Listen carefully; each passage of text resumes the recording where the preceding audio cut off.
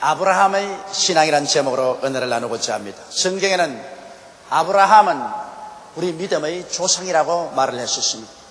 그러므로 아브라함과 같은 믿음을 가진 자는 아브라함과 함께 복을 받느니라고 말씀을 했었습니다. 이렇기 때문에 우리는 아브라함의 신앙을 알아보고 아브라함의 신앙을 본받으려고 애를 쓰는 것은 아브라함과 함께 복을 받기 위함인 것입니다.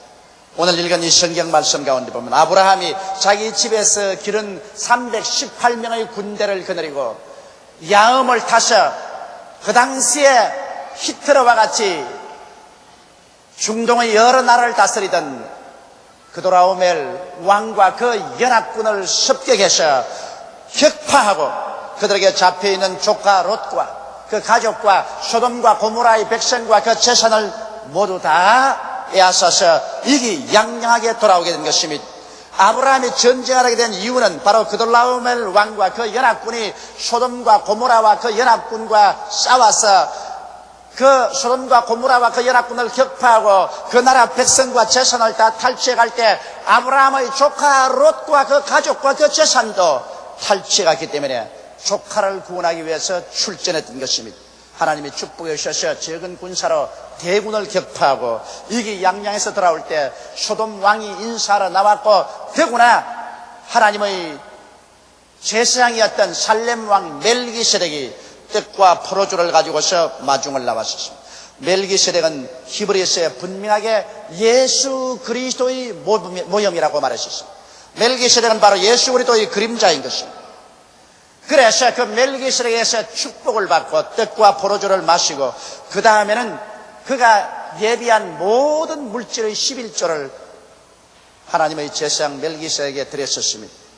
그러자 소돔 왕이 말하기를 백성들은 다 내게 돌려주고 재물은 당신이 취하라고 말할 때 아브라함이 손을 들어 만유의 주 지극히 높으신 하나님의 이름을 들어 맹세하여 가로되 내가 너희에게 실하노리 구두끈 하나도 취하지 아니할 것은 훗날에 내가 아브라함을 부자되게 만들었다 말하지 못하게 하려 함이라고 말하셨습니다. 그러고 난 다음 집에 들어와서 기도하는데 환상 가운데 하나님이 나타나셔서 아브라함아 두려워 말라 내가 너희 방패요 내가 너희 지극히 큰 상급이라는 형언할 수 없는 축복을 주셨습니다. 우리는 이 말씀을 통해서 오늘 하나님 앞에 아브라함의 신앙을 배울 수가 있습니다. 첫째로 아브라함에게 계시된 하나님을 우리가 알아봐야 되겠습니다. 아브라함이 전쟁에서 이기고 왔을 때 지극히 높으신 하나님의 제사장 살렘 왕 멜기세덱이 와서 아브라함을 축복할 때 그는 아브라함에게 하나님이 어떠하신 분인가를 분명히 계시해 주었습니다. 그는 말하기를 천지의 주제이신 하나님이여 라고 말하셨습니다. 아브라함에게 계신 하나님은 천지의 주제십니다. 히브리어는 아도나이 야훼 하나님이라고 계시되어 있습니다. 이 천지의 주제라는 의미는 무엇이냐면 하나님이 하늘과 땅을 만드셨고 하늘과 땅을 소유하고 계시고 또 하늘과 땅을 다스리는 분이라는 것입니다. 오늘날 여러분 예수를 믿지 않은 사람 아담의 후예들은 영적으로 죽어 있어서 영적인 세계는 전혀 보지 못합니다. 그러므로 육신의 감각과 이성만 사용해서 보니까 하나님은 보이지 아니하고 이 우주가 우연히 만들어졌다고 말합니다. 여러분 이 세상 만물이 인과관계를 통해서 존재하는데 우연히 되는 일이 세상에 어디에 있습니까? 그럼에도 불구하고 오늘날 과학적인 교육을 받았다는 사람들이 이 우주가 우연히 되었다고 말하는 것은 그처럼 어리석고 무지한 일이 있을 수가 없습니다. 그 이유는 그들이 영이 죽었기 때문에 아브라함의 하나님의 계시를 받지 못하기 때문인 것입니다. 하나님은 하늘과 땅을 지으셨습니다. 하늘과 땅을 소유하고 계시고 하늘과 땅을 다스리는 하나님이라는 것을 아브라함에게 계시해 주셨습니다. 바로 아브라함의 하나님은 여러분과 나의 하나님인 것입니다. 그뿐 아니라 여기에 지극히 높으신 하나님이라고 계시했었습니다. 그 당시에는 우상을 섬기는 사람들이 자기의 우상이 높다는 것을 보여주기 위해서 앞서거니 뒤서거니 다투어서 가장 높은 산 꼭대기에다가 우상의 정각을 지었습니다. 그런데 여기에 나타난 하나님은 그런 높은 산 꼭대기에 지은 우상이 아니라 지극히 높으신 하나님, 이 하나님 이상 더 높은 자가 없습니다. 가장 높은 권세를 가진 절대 주권자로서의 하나님을 계시해 주신 것입니다. 그러므로 하나님을 세상의 우상과 견줄 수가 없는 것입니다. 거기에다가 여기에 계시된 하나님은 좋은 하나님으로 계시되는 것입니다. 멜기세덱이 아브라함에게 와서 만군의 야훼 하나님은 축복을 주시는 하나님이라는 것을 보여준 것입니다. 하나님이 아브라함에게 복을 나려 주옵소서. 이 얼마나 놀라운 일인 것입니다. 여러분, 수많은 사람들이 하나님은 복을 주는 하나님이 아니라 하나님께서는 언제나 꾸짖고 우리의 결점을 찾아내고 채찍질 때리고 심판하고 기회만 있으면 지옥으로 보내려는 무서운 하나님인 줄 알고 있는 것입니다. 저도 오랫동안 그런 하나님인 줄 알았습니다. 내가 1958년도에 신학교를 졸업하고 대전흥에 교회 개척을 하기 위해서 천막을 치고 복음을 전가할 때 그때 사는 사람들이 얼마나 가난했는지 말로 다 알 수 없습니다. 아마 여러분은 그 당시 6.25 사변 난 이후로 파괴된 사회에서 살던 사람들의 비극을 말해도 모를 것입니다. 하루 세 때 밥 먹는 사람이 별로 없고 대개 다 넉마를 입고 있고 직장은 없고 사는 것이 기가 막힙니다. 그곳에 가서 내가 좋은 하나님을 몰랐기 때문에 나는 그곳에서 무서운 하나님을 전파했습니다. 심판한 하나님, 꾸짖는 하나님, 채찍으로 때리는 하나님, 지옥으로 보내는 하나님을 전개했습니다. 그렇지 않더라도 살기가 기가 막힌 사람들에게 하나님으로 협박 공갈조차 해놓으니까 기진맥진해졌습니다. 그러다가 제가 오랄 로버트 목사님이 지은 저서를 기도하는 가운데 그것을 읽다가 큰 깨달음을 받았습니다. 그게 오랄 로버트 목사님이 하신 말씀이 하나님은 좋은 하나님입니다. 마귀는 나쁜 마귀다. 좋은 하나님에게 나쁜 것이 있을 수가 없고 나쁜 마귀에게 좋은 것이 있을 수가 없다. 하나님은 좋은 하나님이다. 나는 그 말에 내 심금이 울렸었습니다. 하나님은 좋은 하나님이다. 그래서 하나님이 좋은 하나님이니 우리 영혼이 잘됨같이 범사에 잘되며 강건하기를 원하시는 하나님이라는 것을 알게 되자 내 마음속에 희망이 생기고 용기가 생겨나고 환경을 대적해서 일어날 수 있는 힘이 생겨나서 마음이 긍정적이 되고 적극적이 되고 소망찼습니다. 나는 그래서 좋은 하나님을 깨닫자 요한 3서 2절을 가지고서 삼박자 축복이라는 말을 만들어냈었습니다. 그래서 우리 성도들에게 하나님은 좋은 하나님이다. 하나님은 복 주시기를 원하신다. 하나님은 영원히 잘됨같이 범사에 잘되며 강건하게 하시는 하나님이라고 외쳤습니다. 그러자 성도들은 이 말을 듣고 소망을 얻고 용기를 얻고 희망을 얻고 적극적인 자세를 가지고 철야하고 금식하며 부르짖어 기도하고 환경을 보고 낙심하지 아니하고 운명과 환경에 거센 신앙을 가지고서 도전해 나가서 얼마 있지 아니하여 우리 운명을 변화시키는 기적들을 창조해내버리고 말한 것입니다. 오늘도 그렇습니다. 여러분을 사랑하는 하나님은 좋은 하나님으로 복 주시기를 원하시는 하나님을 알게 될 때 이 하나님을 내 아버지로 모셨을 때 눈에는 아무 증거 안 보이고 귀에는 아무 소리 안 들리고 손에는 잡히는 것 없어도 이 하나님이 같이 계심으로 여러분은 소망을 가지고 힘을 가지고 용기와 능력으로 운명과 환경을 대적하고 창조해서 삶을 건설해 나갈 수가 있는 것입니다. 이러므로 아브라함에게 복을 주옵소서라고 멜기세덱이 축복했는데 바로 하나님은 복의 하나님입니다. 오늘날 교회에 와서 복을 구하면은 희복신앙이니 안 된다고 하는 사람들이 있는데 이것은 학자들의 학문의 희롱에 불과한 것입니다. 여러분, 복을 주지 않은 하나님이 어떻게 우리 하나님이 되는 것입니까? 우리 부모도 자식에게 좋은 것 줄 줄 알거든 하물며 천부께서 구하는 자에게 좋은 것을 어찌 주지 않겠습니까?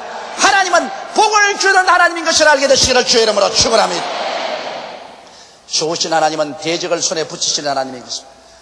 대적을 아브라함의 손에 붙이신 하나님을 찬송할지라고 했는데 여러분, 오늘날 또 하나님은 우리의 대적을 우리 손에 붙이신 것입니다.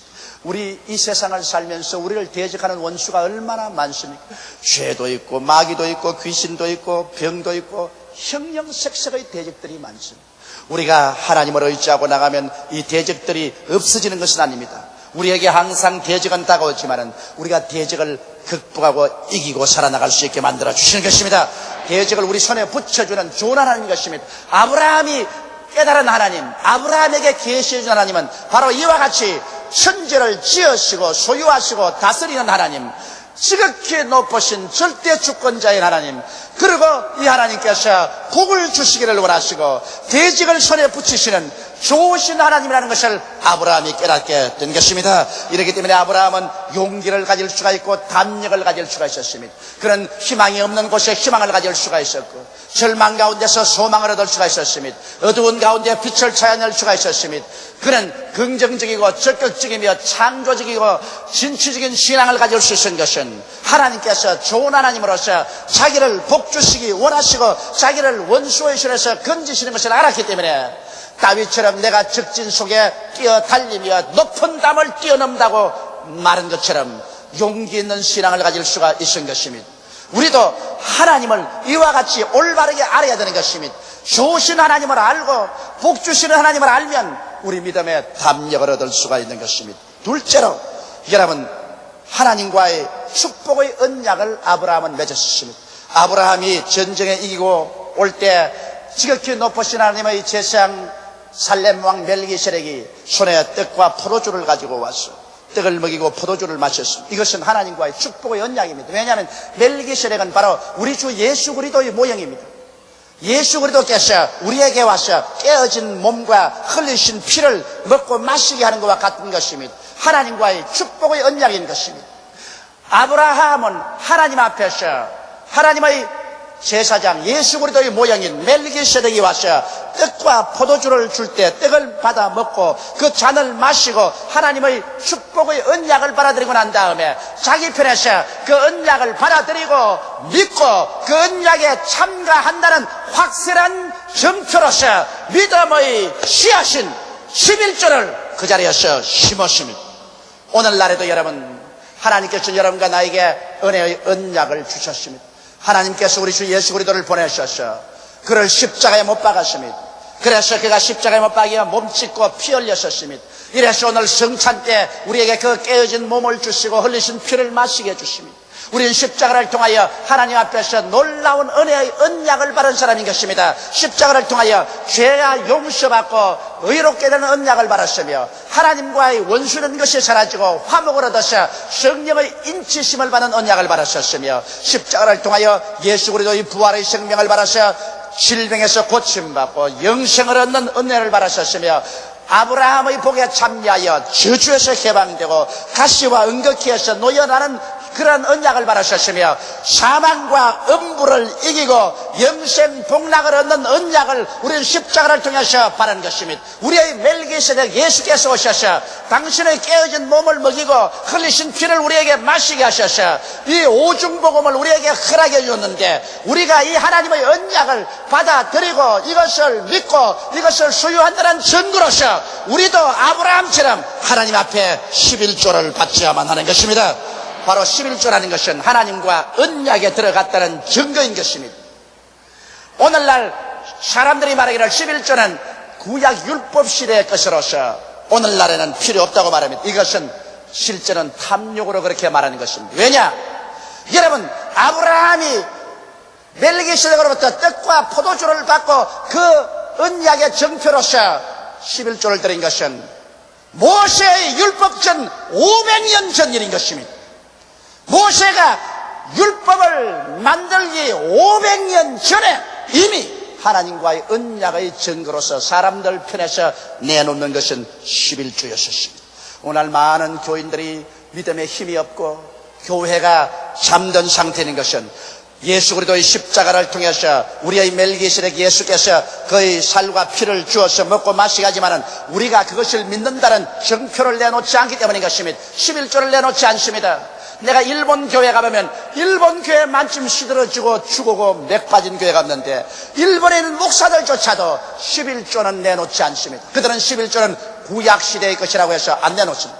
이것은 구약시대 것이 아니라 탐욕에 생겨서 돈의 욕심으로 하나님과 언약 상태에 들어가지 못합니다. 성경에는 내 물질인 곳에 내 마음이 있다고 말하는 것입니다. 그러므로 아브라함과 하나님과의 언약은 하나님 편에서는 떡과 포도주요, 아브라함 편에서는 11조였습니다. 오늘날 또 하나님 편에서는 십자가의 예수 그리스도의 깨어진 몸과 흘리신 피요, 우리 편에서는 그것을 받아들였다는 믿음의 씨앗으로 11조를 내놓아야만 되는 것입니다. 그러므로 11조는 단지 돈에 불과한 것이 아닙니다. 물질에 불과한 것입니다. 하나님과 우리와 언약 관계에 들어갔다는 하나의 증표이기 때문에 이것을 행하지 않고는 하나님의 언약 관계에 들어갈 수가 없는 것입니다. 강하고 담대한 믿음으로 하나님이 약속하시니 믿습니다고 말할 수 없습니다. 누구든지 이 산들을 명하여 저 바다에 던지라 말하고 그것이 마음에 이룰 줄 믿고 의심하지 아니하면 그대로 되려고 했는데 자꾸 의심이 생깁니다. 왜? 믿음의 씨앗을 심지 않고는 마음속에 의심이 자꾸 생겨나는 것입니다. 믿음의 씨앗을 심고 나면은 하나님과 언약 관계에 들어가기 때문에 흔들리지 않는 신앙에 들어갑니다. 다 같이 결혼을 해도 결혼식을 올리지 않고 살면은 그것도 결혼은 결혼이지만은 아무런 사회적인 보장이 없습니다. 그러나 결혼을 하고 결혼 신고를 하고 나면 언약 관계에 들어갑니다. 이제는 언약을 깨뜨리면 거기에 대한 보상을 요구할 수가 있는 것입니다. 그와 같이 하나님 앞에서 우리가 그리스도의 십자가의 은혜를 받았으면 11조로서 언약 관계를 여러분께서 확정해야 되는 것입니다. 그럴 때 의심하지 않은 믿음이 생기라는 것입니다. 이 축복의 언약을 실천할 때 여러분과 나의 기도가 힘이 있고 우리의 기도가 하나님의 보좌를 움직입니다. 그것은 왜냐하면 하나님과 우리는 언약 관계에 들어와 있기 때문인 것입니다. 셋째로 우리가 배워야 할 것은 아브라함의 신앙 고백인 것입니다. 아브라함은 이와 같이 하나님과 언약 관계에 있어서 마음이 담대했습니다. 그런데 소돔 왕이 와서 아브라함에게 유혹했습니다. 소돔과 고모라는 오늘 타락한 세상을 상징하는 것입니다. 소돔 왕이 와서 하는 말이 백성은 내게 다 돌려주고 재물은 당신이 다 가지라고 말했었습니다. 물질로서 아브라함을 유혹했습니다. 그때 아브라함이 손을 들어서 천지의 대주제이신 지극히 높으신 하나님의 이름을 들어 맹세해서 말하되 나는 너희 재물의 실한노라기 구두권 하나라도 취하지 않겠다. 왜냐? 훗날에 내가 크게 하나님께 복을 받았을 때 우리가 재산을 주어서 아브라함을 복받게 했다는 말 나는 듣지 않겠다. 여기에서 아브라함이 말한 것은 나는 하나님을 내 삶의 자원으로 삼지 타락한 세상에 인간적인 수단과 방법으로 물질을 모으지 않겠다는 것입니다. 하나님께서 나에게 충분히 모든 것을 주신다는 것입니다. 여러분, 하나님은 자기 백성들을 돌보시는 하나님인 것입니다. 창세기에도 하나님께서 6해 동안 모든 것을 다 지으시고 마지막에 사람을 만드신 것입니다. 성경은 말하기를 하나님이 자기를 사랑하는 자를 위해서 예비하시는 하나님이라고 말하셨습니다. 그리고 말하기를 나의 의인은 믿음으로 말미암아 살리라. 뒤로 물러가면 내 마음이 저를 기뻐하지 아니하라고 말씀하셨으며 그 나라와 그 일을 먼저 구하라. 그리하면 이 모든 것을 너희에게 두하시라고 말씀하신 것입니다. 그러므로 여러분 여기 아브라함이 말한 것은 나는 우리 하나님께서 나의 삶의 자원이 되시고 나의 원천이 되신 나는 하나님이 주지 않은 것 세상에서 받지 않겠다는 것입니다. 여러분 우리도 끊임없이 신앙 고백을 해야 되는 것입니다. 우리가 살아가는 동안 내 자신에게 신앙 고백을 해야 되고 내 이웃에게 내 친구에게 내 원수에게조차 우리가 믿는 하나님에 대한 신앙 고백을 해야 되는 것입니다. 우리가 입술로서 늘 원망하고 불평하고 탄식하고 부정적인 말하고 나는 못 산다, 나는 안 된다, 나는 할 수 없다, 하나님 믿어도 별 수 없다 이런 소리하고 다니면 그 사람은 자기의 입술의 말로 묶였으며 입술의 말로 사로잡히게 되고 마는 것입니다. 그러나 자기 입술을 통해서 아브라함과 같이 하나님께서 나의 삶의 자원이 되신다. 우주를 만드시고 소유하시고 다스리는 지극히 높으신 하나님이 나의 삶의 자원이 되신다. 나는 하나님이 주시는 것 받지 하나님 떠나서 세속에서 썩어진 죄악의 재물에 손대지 않겠다. 이와 같은 담대한 신앙의 고백이 있을 때 하나님은 그 신앙의 고백을 크게 기뻐하시는 것입니다. 넷째로 하나님께서는 아브라함의 신앙과 아브라함의 신앙 고백을 들으시고 얼마나 기뻐하셨던지 아브라함이 가서 기도하는데 이상 중에 하나님이 나타나서 아브라함에게 말하십니다. 아브라함아 두려워 말라. 나는 이 말 참 좋아합니다. 오늘 우리가 사는 세대는 불안의 세대입니다. 우리는 한 치 앞도 바라보지 못합니다. 사회가 시시각각으로 변화되기 때문에 우리의 위치를 어디에 두을지 모르게 불안합니다. 더구나 말세에는 사람들이 바다의 파도 소리만 들어도 간이 녹겠다고 했었습니다. 이런 불안한 시대에 하나님께서 아브라함에게 말하기를 아브라함아 두려워 말라고 말했습니다. 왜? 천지를 지으시고 소유하시고 다스리시며 현재와 미래를 그 손에 다 들고 계시는 절대 전능의 하나님께서 내가 너희 방패가 되어주겠다 그렇게 말씀하는 것입니다. 여러분, 방패라는 것은 적의 화살을 막고 창과 검을 막는 도구인 것입니다. 하나님께서 우리의 앞에 서서 우리의 원수들의 창검과 화살을 막아주는 방패가 되어주겠다니, 여러분, 이 이상 더 무엇을 두려워하겠습니까?